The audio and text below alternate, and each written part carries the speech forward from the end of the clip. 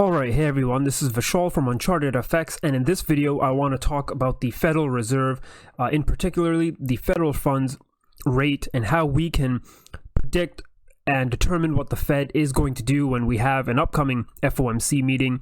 So we do actually have one coming up on the 18th of September. I'm recording this video on September 14th, 2019, which means in 4 days we have the Fed rate decision. It's always on a Wednesday, and the Fed is expected to be cutting rates by 25 basis points, and this video is going to talk about how you can determine the market probabilities if the market has priced in that cut, and how you can use this information to basically make decisions for your own money, and also, your own trading, your trading account. But it tells you a lot. Interest rates, the debt market, as I've been saying, is everything. Interest rates determine everything from mortgages, etc. And if you follow my work, I've talked about how central banks are now going to be cutting rates. I've been saying this since January of this year, but they're cutting rates. We're all having a race to the bottom to see who can get to 0% interest rates. If you heard, President Donald Trump is the first American president to basically call for negative rates. He did call for 0% and even less. The European Central Bank, they had their interest rate decision this past week. And what did they do? They went deeper into the negative. They cut from negative 0.4 into negative 0.5, and they've already brought up, returned to their stimulus program.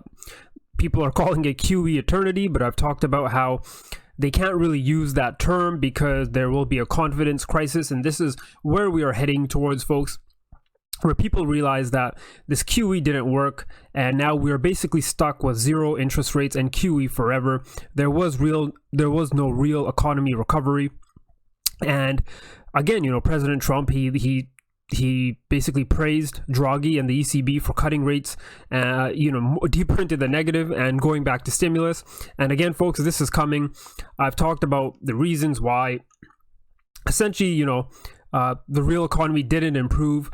But there's other reasons, and that is the debt levels are too high, so they have to bring interest rates down, not only for the consumer, but also for government to be able to service government debt. Again, I've talked about all the geopolitical issues, and it's more to do with the US dollar than anything else when it comes to, trying to devalue the dollar, because the emerging markets have a lot of dollar-denominated debt, and it will hurt them a lot. And, also the fact that there likely is a recession, global recession coming. We might already be in it, because remember, these recessions are lagging, where we need 2 quarters of consecutive decline, which means by the time a recession is officially announced, we've been in one for 6 months. So, we could already be in one. I think we are. But again, folks, this is why these central banks will want to cut rates and stuff, and you have to realize what happened to the whole narrative of this economy being the strongest ever. It's so strong that we had to cut interest rates. The standard economics textbooks tells you the opposite. When an economy is very strong, you raise interest rates. When it's weak, you cut rates. So again, folks, this is what we've been predicting for quite some time, and I've had videos already on precious metals such as gold and silver, and why I think in this environment they're going to do really well. But this video is specifically on the Fed funds and how we can use it to determine a lot of things, really, but determine what the Fed will be doing. So if you type in Fed funds at any charts provider, I'm here on TradingView. Let's here do a line chart. You can see here it's not really anything you trade. What it really is the Federal Reserve's basically rate. And what is a Fed funds rate? What it means, the interest rate at which banks and other depository institutions lend money to each other, usually on an overnight basis. The law requires banks to keep a certain percentage of their customers' money on reserve, where the banks earn no interest on it. So a way a central bank works is these banks, they have to deposit money with the central bank, and the federal funds rate really is the overnight rate. So if a bank needs to borrow more money, basically they'll borrow money from each other through the reserves at the Federal Reserve, and it'll be charged this percentage what the federal rate is. So Again, folks, it's interesting. I'm not going to delve into this aspect of it too much, but you can compare what the Fed funds rate is to, say, the 10-year yield, which is 1.90, and the 30-year yield, which is 2.37. But the 10-year is very sort of important. A lot of banks use it for mortgage rates and other things. But generally, a lot of banks, when they borrow money, they'll put some in 10 years just to gain a bit of interest. But this is what you call a negative carry when you're borrowing at 2.13 but investing in 1.9. So again, I'm not going to delve into this aspect too much into the bond markets, but compare the lending rate that banks are paying each other to borrow money, and you'll see compare it with the bonds, and you can sort of see what the bond markets are anticipating and doing. And again, folks, in Europe, it's basically zero or a negative, which means these banks are encouraged to keep lending money because they have to pay back the central bank an interest since it's negative. So they have to make profits, which means they have to lend more, which means money should be velocity should be increasing, money that travels through the economy should increase. But as we have seen, this actually doesn't work. The theory was that once this happens, people would be borrowing money and spending money like crazy, but it turned out people actually decided to save money because they knew that they would be, paying a negative interest. So, it's just crazy times again. So this is the effective federal rate, but this is not really going to tell us too much. What we're going to be using is if you Google if you Google, Fed funds futures. So this is the futures. This is what we want to look at. This is the 30-day federal funds future quotes. So believe it or not, you can trade basically, excuse me, you can trade options on the federal funds, and this is what you get when you type in federal funds futures. You'll be led to the CME, which is the Chicago Mercantile Exchange, which handles a lot of the futures. So you can see here, you'll get this display here, and you can see there's futures going all the way up till even next year. So how do we use this? Obviously, the closer we are to a rate decision, the more volume that's going to be traded on it. So this is like I said, 4 days away. So what you will do here, the September one has a lot of volume already, money already sort of betting on this, I guess, and October we'll take a look at it after. But what you can do here is you can click on charts here, and it'll open up a nice chart here for you. So we'll do this with a couple.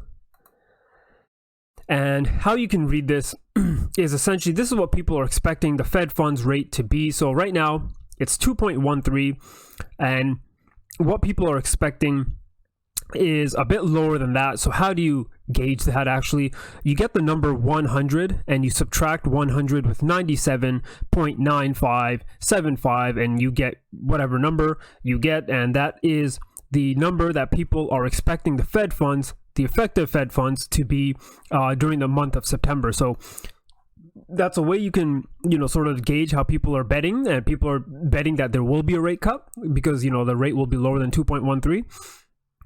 So, that's a way you can use this number. But a better way actually is what I call, or well, not what I call, but it's actually the CME FedWatch tool. So this basically gets all this data for you. You don't have to do the calculations, the 100 minus 97.95. You don't have to do it for any of these charts. Basically, it gets all the data for you, and it puts us here at the FedWatch tool, and it graphs it for us. So you can see here, wow, so it's declined now, but this generally declines, depending on the data, I guess, you get, with the jobs number and all that kind of stuff. But this was around 91% just last week. And you can see now that the probabilities are still high, but it's not a 90%. So this is telling us, and pretty easy to read, the current rate is this, and this is the lower rate cut. So you can see right now that the market has an 80% chance, or 80% probability of a rate cut happening. There is a 20% chance of the Fed doing nothing or hiking rates, right? And this is how we can use the Fed tools here, the Fed Watch tool, to sort of gauge and predict what the Fed is going to do. So if you're Jerome Powell right now and you don't want the market to move way too much, what do? You look at this and you see, okay, since there's only 20% people who expect rates to stay the same or go higher, if I hike rates, you know, that's something that not many people are expecting, and that would cause a lot of market volatility. If 80% of people already expect a rate cut, you know, you cut rates and you'll get maybe, you know, you'll get obviously day traders looking at it, or sorry, trading and moving the price. But basically when you're at an 80%, maybe even higher to 90, that's when people call or say that the cut is already priced in. So we'll take a look at the markets and what I mean by that. But the other option is the Fed can actually cut by 50 basis points, which no one is really expecting, and that would surprise the market a lot. And that would be a good thing in my opinion, because this market really predicts, you know, the market runs on lower interest rates, right? That's all the market cares. It just wants cheap money. Nothing else really matters. And here we go. So here are the probabilities. So there is no rate hike. 20.4% of the people think that the Fed will do nothing, and 79.6% think that they will cut. So let's just look at, say, October. Let's see what people are pricing in for the month of October. There we go. So again, folks, this will be updated as we get closer to October, but this is the number you really got to look at, because again, this is based on the current target rate. So you can see here that there's already 34% of market participants think that there will be also another rate cut come October, while, you know, 54 say, okay, yeah, there will be a cut by then. But again, really, it is this number that we want to look at. So people are still expecting more rate cuts, right? So, you know, this is again accumulative, right? So obviously by October, people are expecting at least one rate cut. But, you know, we take this at a month-by-month basis. As I said, folks, that, you know, there is a 79% chance that they will be cutting rates. And in October, you can already see that there are already 34% of the people expecting another cut lower. For fun, let's look at December, and you can see here there's already 13% people expecting a further cut by then. But essentially, what you need to realize, from now till December, there will be at least one rate cut. That's what people are pricing in for sure. But again, September is what we want to look at, and Jerome Powell is looking at this, and, you know, 80% of market participants are expecting a cut. So obviously, let's go back to our charts here. Obviously, it's going to move the bond market, it's going to move stocks, and also the US dollar. So this is where things get interesting, where if things are already priced in, you know, if 80% of the market participants think that there is going to be a cut, is this what is priced in already? You can see here we're about to make new highs or break into new highs. Could this move be people already, you know, accepting that there will be easy money coming into the market? And that's what this market cares about, because as long as rates keep falling, there's going to be nowhere to go for yield except the stock market. You know, a lot of the news is touting this as the China trade deal. But honestly, folks, the market just wants cheap money because of that reason I just provided for yield. And this is how you can sort of gauge on what is happening here, right? So the last Fed decision, Jerome Powell mentioned how it was just a mid-cycle decision. So it was a really weird thing for him to say. He didn't really talk about you know, further rate cuts, or, you know, because generally when you cut rates, it happens in cycles. But he called it a mid-cycle adjustment, which is very strange, because now the market is calling his bluff. They're expecting more cuts, and it's going to be interesting to see how he approaches the conference. So again, that's really what matters. People are now, you know, 80% chance of a rate cut in September, and people are expecting, excuse me, but people are now waiting to hear what he is going to say, and that will move the October futures number, right? So really, that's what I wanted to talk about today, how you can use probabilities on the FedWatch tool. So again, if it's 80%, we can already assume that the market has already priced in a rate cut. It's going to be really no surprise if he does surprise the market by not cutting rates, or by hiking rates, which is a 0% chance, obviously, or he might even ease by 50 points, which I would say is not priced in, but people would love that, right? So this is how we can use these probabilities and put yourself in Jerome Powell's shoes. How do you think he's going to react with this kind of data and this type of expectation? Because again, these guys, these central bankers, they do not want to surprise the markets. They do not want all this crazy volatility. Some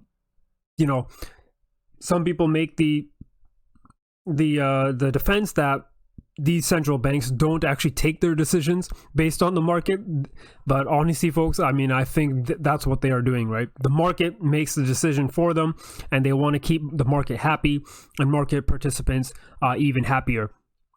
So again, folks, I hope this was helpful. If you enjoyed the video, please give it a like.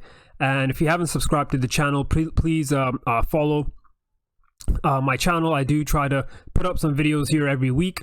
But I hope this was a helpful way for you to sort of predict and determine what the Fed will be doing and how you can use this to sort of decide on what the S&P is going to do. I didn't really talk about it much, but even the dollar, obviously, as cuts happen, the dollar drops, right? Because the interest rate differential, right? So again, you could use look at the dollar. It was red, so people are expecting this cut.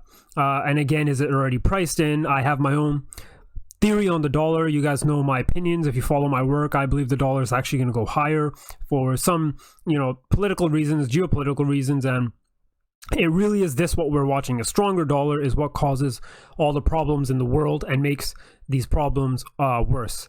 So again, folks, I hope you did enjoy the video, and I hope you do take time and implement the CME FedWatch tool with your trading, with your investing, and just general, I guess, Fed watching, just to determine what interest rates are going to be in the next couple of months, whether they will be falling or whether they'll be going up.